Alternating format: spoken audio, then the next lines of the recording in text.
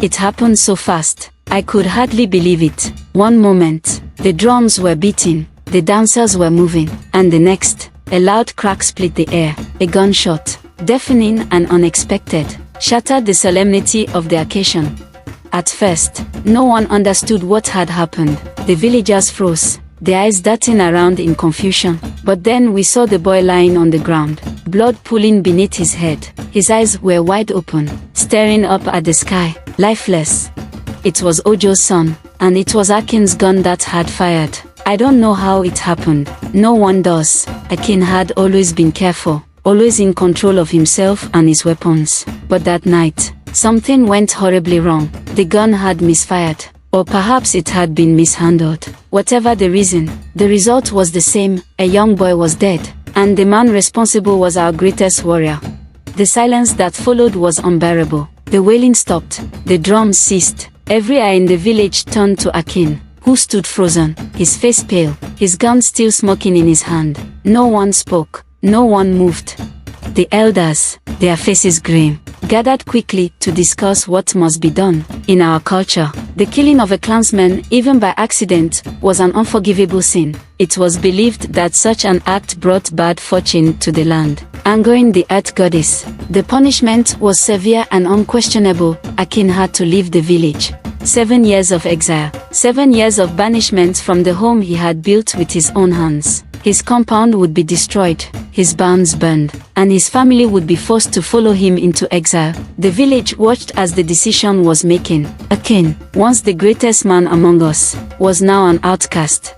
Akin's journey to Ijero, his mother's homeland, was long and filled with silence. He, once the towering figure of strength in Oshogbo, now walked with the weight of his shame heavy on his shoulders. His wives and children followed behind him, their faces drawn, their belongings hastily packed in bundles on their heads. No one spoke, not even the children, who seemed to sense the gravity of what had happened. It was as if a dark cloud hung over them, and it grew thicker with each passing day. The journey to Ijero was not a joyous one. There were no songs, no conversations, only the steady shuffle of feet on the dusty path. The air itself seemed to carry the weight of their exile. When they finally reached Ijero, Akin was greeted by his uncle, Shola, a kind and wise man who welcomed them with open arms. But even in the warmth of his mother's people, Akin felt like an outsider. He was no longer the great man of Oshogbo. He was just a man in exile, a man who had failed. Shola could see the bitterness in his nephew's eyes, the anger that boiled just beneath the surface. Akin had always been a man of pride, and this fall from grace had wounded him deeply. But Shola, having lived through many hardships himself, knew that Akin needed time.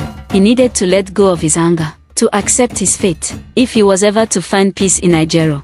The first few weeks were the hardest. Akin threw himself into his work, determined to rebuild what he had lost. He planted yams on the small piece of land Shola had given him, but the soil in Ijero was not as rich as the soil in Oshogbo. The yams grew, but they were smaller, less plentiful. Akin, who had once measured his success by the size of his barns, now had to live with the reality that he would never achieve the same level of wealth in exile.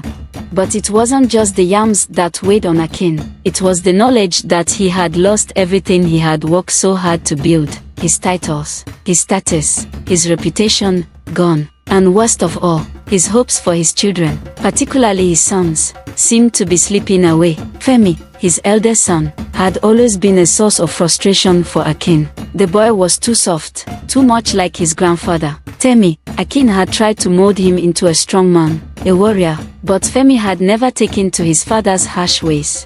In Ijero, Akin watched as Femi drifted further from him. The boy spent more and more time with the Christians who had begun to settle in the village. They were missionaries, white men who had come to spread their religion, and they preached a message of love and forgiveness, ideas that Akin found repugnant. He saw the way Femi listened to them, the way his face softened when they spoke, and it filled Akin with rage.